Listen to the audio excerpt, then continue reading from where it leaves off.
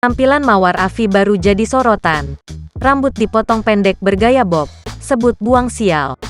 Mawar Afi mulai lelah dengan berbagai masalah yang datang silih berganti di hidupnya. Hal ini pula yang membuat Mawar Afi mengubah penampilan hingga jadi sorotan. Sang penyanyi memotong rambut panjangnya menjadi pendek untuk membuang sial. Lewat unggahannya di Instagram, Mawar Afi pun perdana memperlihatkan penampilan barunya dengan rambut pendek.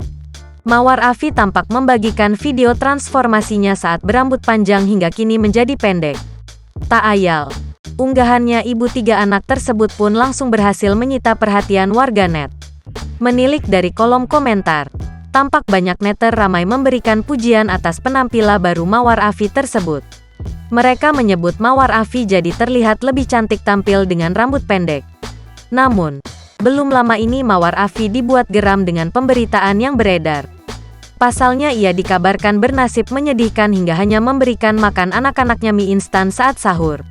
Tak tinggal diam, Mawar Afi pun langsung buka suara untuk menanggapi kabar tersebut. Ia kemudian menerangkan bahwa hingga saat ini kehidupannya dengan anak-anaknya dalam kondisi baik. Hal ini lantaran sedari dulu ia selalu memiliki penghasilan sendiri meskipun saat masih berstatus sebagai istrinya Steno Ricardo Gaus.